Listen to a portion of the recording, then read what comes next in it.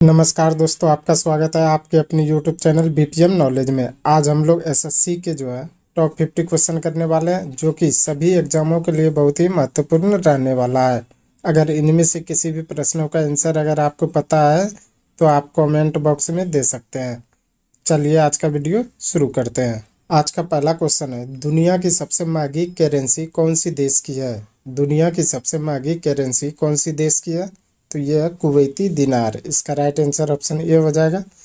Kuwaiti दिनार जो है यह दुनिया की सबसे महंगी करेंसी है। चलिए अगला क्वेश्चन देख लेते हैं। अगला क्वेश्चन है, प्राकृतिक रबड़ किसका बहुलक है? प्राकृतिक रबड़ किसका बहुलक है? तो यह है आइसोप्रीन का। इसका राइट आंसर ऑप्शन बी हो जाएगा। आइसोप्रीन का जो है यह प्राकृतिक रबड़ बहुलक है। चलिए अगला क्वेश्चन देख लेते हैं।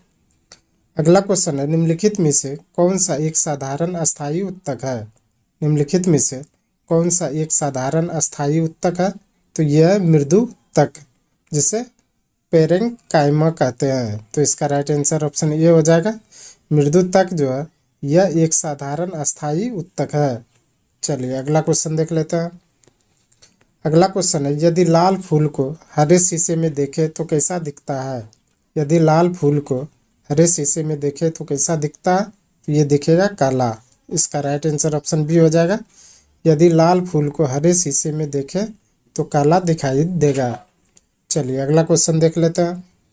अगला क्वेश्चन है, माइकलसन मोर्ले प्रयोग आधार बना है। माइकलसन मोर्ले प्रयोग आधार किसका बना है? तो ये बना है ईथर परिकल्पना के पतन का। इसका राइट आंसर ऑप्शन सी हो जाएगा। ईथर परिकल्पना के पतन का जो है माइकलसन मोरेल प्रयोग आधार बना है। चलिए अगला क्वेश्चन देख लेते हैं। अगला क्वेश्चन है, डीएनए में फ्यूरीन क्षार किसका होता है? डीएनए में फ्यूरीन क्षार किसका होता है? तो ये होता है एडेनिन और ग्वानिन का। इसका राइट आंसर ऑप्शन सी हो जाएगा। एडेनिन और ग्वानिन का जो है डीएनए में फ्यूरीन क्षार होता है। चलिए अगला क्वेश्चन देख लेते हैं।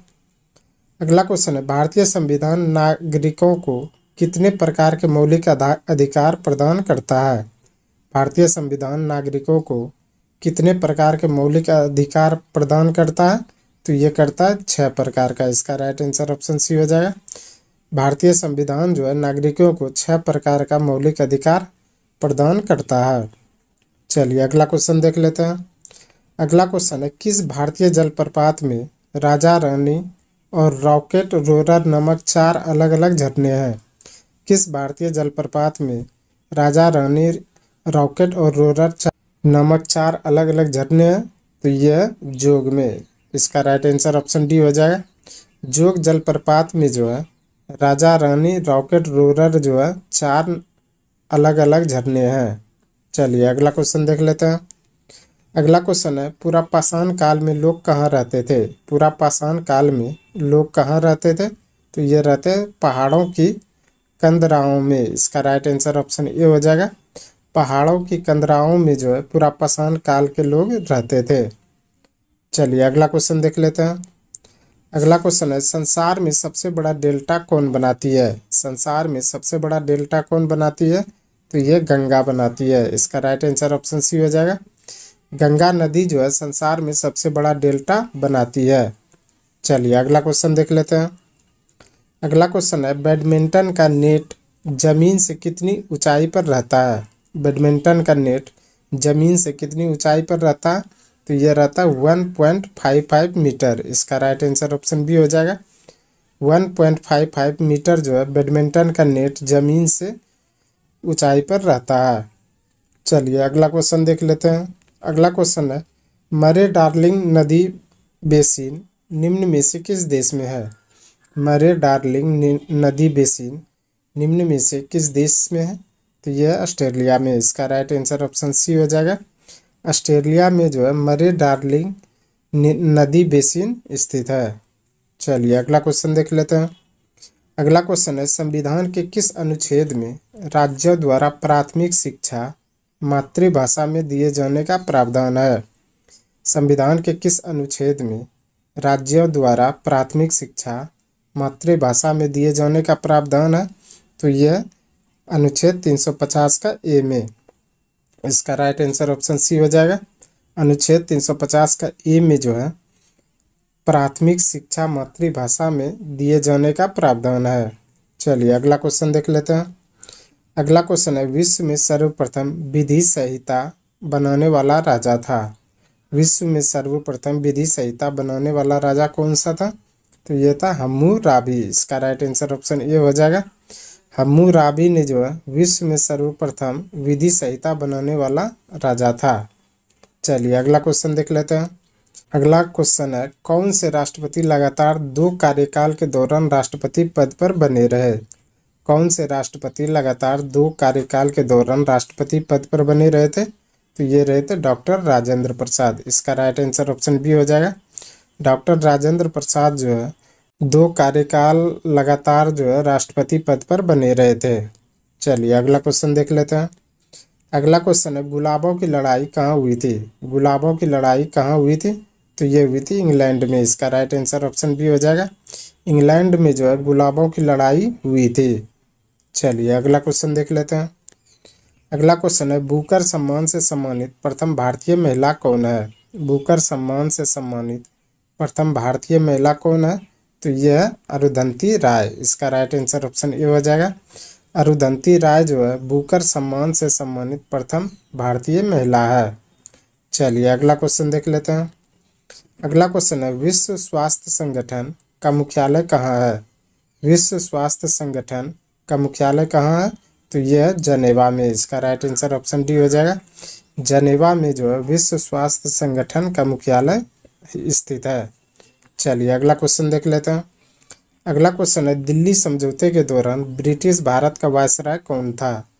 दिल्ली समझौते के दौरान ब्रिटिश भारत का वायसराय कौन था? तो ये था लॉर्ड इरविन। इसका राइट आंसर ऑप्शन डी हो जाएगा। लॉर्ड इरविन जो है दिल्ली समझौते के दौरान ब्रिटिश भारत का जो है वायसराय था। चलिए अगला क्वेश्चन देख लेते हैं। अगला क्वेश्चन है, रूस का मैनचेस्टर किसे कहा गया है? रूस का मैनचेस्टर किसे कहा गया? तो ये कहा गया इवानोवा को। इसका राइट आंसर ऑप्शन डी हो जाएगा। इवानोवा को जो है रूस का मैनचेस्टर कहा गया है। चलिए अगला क्वेश्चन देख लेते हैं। अगला क्वेश्चन है, मानचित्र में नीले रंग का प्रयोग किसके प्रदर्शन में होता है? मानचित्र में नीले रंग का प्रयोग किसके प्रदर्शन में होता है? तो ये होता है नदी में। इसका राइट आंसर ऑप्शन सी हो जाएगा। नदी में जो है मानचित्र में नीले रंग का प्रयोग किया जाता है। चलिए अगला क्वेश्चन देख लेते हैं। अगला क्वेश्चन है, निम्नलिखित अभिलेखों में से किसमें कालिदास का नाम मिलता है? निम्नलिखित अभिलेखों में से किसमें कालिदास का नाम मिलता है? तो ये मिलता है ऐहोल अभिलेख में। इसका राइट आंसर ऑप्शन डी हो जाएगा। ऐहोल अभिलेख में जो है कालिदास का नाम मिलता है। चलिए अगला क्वेश्चन देख लेते हैं। अगला क्वेश्चन है, वाकर कप का संबंध किस खेल से है? वाकर कप का संबंध किस खेल से है? तो यह गोल्फ से। इसका राइट आंसर ऑप्शन ए हो जाएगा। वाकर कप का संबंध जो है गोल्फ खेल से है। चलिए अगला क्वेश्चन देख लेते हैं। अगला क्वेश्चन है, भारत में बेरोजगारी का प्रमुख कारण क्या है? भारत में बेरोजगारी का प्रमुख कारण क्या है? तो यह जनसंख्या में तीव्र वृद्धि। इसका राइट आंसर ऑप्शन बी हो जाएगा।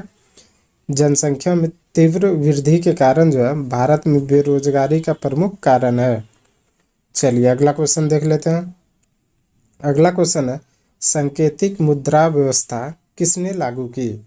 सांकेतिक मुद्रा व्यवस्था किसने लागू की थी? तो ये लागू की थी मोहम्मद बिन तुगलक ने। इसका राइट आंसर ऑप्शन डी हो जाएगा। मोहम्मद बिन तुगलक ने जो है टोकन करेंसी जो है लागू की थी। चलिए अगला क्वेश्चन देख लेते हैं। अगला क्वेश्चन है, बाजार नियंत्रण नीति पहली बार किसने अपनाई? बाजार नियंत्रण नीति पहली बार किसने अपनाई थी? तो ये अपनाई थी अलाउद्दीन खिलजी ने। इसका राइट आंसर ऑप्शन सी हो जाएगा। अलाउद्दीन खिलजी ने जो है बाजार नियंत्रण नीति पहली बार अपनाई थी। चलिए अगला क्वेश्चन देख लेते हैं। अगला क्वेश्चन है, कौन सा क्षेत्र टोडा जनजाति का मूल निवास स्थान है? कौन सा क्षेत्र टोडा जनजाति का मूल निवास स्थान है? तो यह नीलगिरी पहाड़ियाँ। इसका राइट आंसर ऑप्शन डी हो जाएगा। नीलगिरी पहाड़ियाँ जो है यह टोडा जनजाति का मूल निवास स्थान है। अगला क्वेश्चन है, सोते समय मनुष्य का रक्तचाप क्या होता है? सोते समय मनुष्य का रक्तचाप क्या होता है? तो ये गिर जाता है, इसका मतलब कि कम हो जाता है। तो इसका राइट आंसर ऑप्शन बी हो जाएगा। सोते समय जो है मनुष्य का रक्तचाप जो है कम हो जाता है। चलिए अगला क्वेश्चन देख लेते हैं। अगला क्वेश्चन है, मांसपेशियों में मुख्यतः कौन सी प्रोटीन पाई जाती है? मांसपेशियों में मुख्यतः कौन सी प्रोटीन पाई जाती है? तो ये मायोसिन प्रोटीन पाई जाती है। तो इसका राइट आंसर ऑप्शन बी हो जाएगा। मायोसिन जो है मांसपेशियों में मुख्यतः प्रोटीन पाई जाती है। चलिए अगला क्वेश्चन देख लेते हैं। अगला क्वेश्चन है, एक अणु में 9 इलेक्ट्रॉन है, 9 प्रोटॉन है और 10 न्यूट्रॉन है, इसकी द्रव्यमान संख्या कितनी होगी? एक अणु में 9 इलेक्ट्रॉन है और 9 प्रोटॉन है और 10 न्यूट्रॉन है, तो इसकी जो है द्रव्यमान संख्या कितनी होगी? तो ये होगी 19। तो इसका राइट आंसर ऑप्शन डी हो जाएगा, क्योंकि 9 जो है प्रोटॉन प्लस 10 न्यूट्रॉन मिलके जो है द्रव्यमान संख्या बनता है। तो ये दोनों मिला के जो है 19 हो जाएगा। चलिए अगला क्वेश्चन देख लेते हैं। अगला क्वेश्चन है, एक तत्व के समस्थानिकों में क्या होते हैं? एक तत्व के समस्थानिकों में क्या होते हैं? तो ये होते हैं न्यूट्रॉनों की संख्या भिन्न होती है। तो इसका राइट आंसर ऑप्शन ए हो जाएगा। न्यूट्रॉनों की संख्या भिन्न होने के कारण जो है एक तत्व में समस्थानिक जो है होते हैं। चलिए अगला क्वेश्चन देख लेते हैं।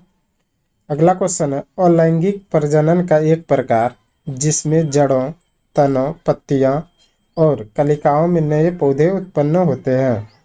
अलैंगिक प्रजनन का एक प्रकार जिसमें जड़ों, तनों, पत्तियां और कलिकाओं में नए पौधे का उत्पन्न होते हैं, तो ये होता है वनस्पतिक प्रजनन में। इसका राइट आंसर ऑप्शन ए हो जाएगा। वनस्पतिक प्रजनन में जो है यह जड़ों, तनों, पत्तियां और कलिकाओं में नए पौधे जो है उत्पन्न होते हैं। चलिए अगला क्वेश्चन देख लेते हैं। अगला क्वेश्चन है, कास्टिक सोडा का रासायनिक नाम क्या है? कास्टिक सोडा का रासायनिक नाम क्या है? तो यह सोडियम हाइड्रोक्साइड। तो इसका राइट आंसर ऑप्शन ए हो जाएगा। सोडियम हाइड्रोक्साइड जो है यह कास्टिक सोडा का रासायनिक नाम है। चलिए अगला क्वेश्चन देख लेते हैं। अगला क्वेश्चन है, निम्नलिखित में से कौन सा पदार्थ केवल एक तत्व से निर्मित होता है? निम्नलिखित में से कौन सा पदार्थ केवल एक तत्व से निर्मित होता है? तो ये हीरा। इसका राइट आंसर ऑप्शन डी हो जाएगा। हीरा जो है यह केवल एक तत्व से जो है निर्मित होता है। चलिए अगला क्वेश्चन देख लेते हैं। अगला क्वेश्चन है, तापमापी में पारा क्यों प्रयोग किया जाता है? तापमापी में पारा क्यों प्रयोग किया जाता है? क्योंकि तापमापी की दीवारों से नहीं चिपकता है। तो इसका राइट आंसर ऑप्शन डी हो जाएगा। तापमापी की दीवारों से नहीं चिपकने के कारण जो है तापमापी में पारा का प्रयोग किया जाता है। चलिए अगला क्वेश्चन देख लेते हैं। अगला क्वेश्चन है, छोटी आंत को किसके ग्रहणी में विभाजित किया जाता है? छोटी आंत को किसके ग्रहणी में विभाजित किया जाता है? तो ये किया जाता है इलियम के। तो इसका राइट आंसर ऑप्शन डी हो जाएगा। इलियम में जो है छोटी आंत के जो है ग्रहणी को विभाजित किया जाता है। चलिए अगला क्वेश्चन देख लेते हैं। अगला क्वेश्चन है, टी मापक पर निम्नलिखित में से किसका मापन किया जाता है? टी मापक पर निम्नलिखित में से किसका मापन किया जाता है? तो यह किया जाता है चक्रवातों की शक्ति का। इसका राइट आंसर ऑप्शन सी हो जाएगा। चक्रवातों की शक्ति का जो है टी मापन में जो है उपयोग किया जाता है। चलिए अगला क्वेश्चन देख लेते हैं। अगला क्वेश्चन है, कार्नोलाइट निम्नलिखित में से किसका अयस्क है? कार्नोलाइट निम्नलिखित में से किसका अयस्क है? तो यह है मैग्नीशियम का। इसका राइट आंसर ऑप्शन डी हो जाएगा। कार्नोलाइट जो है यह मैग्नीशियम का अयस्क है। चलिए अगला क्वेश्चन देख लेते हैं।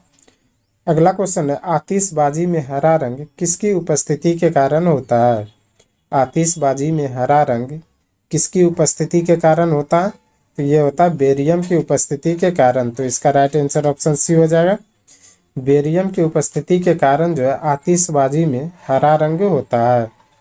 चलिए अगला क्वेश्चन देख लेते हैं। अगला क्वेश्चन है, डायबिटीज रोग में शरीर का कौन सा अंग सही ढंग से कार्य नहीं करता है?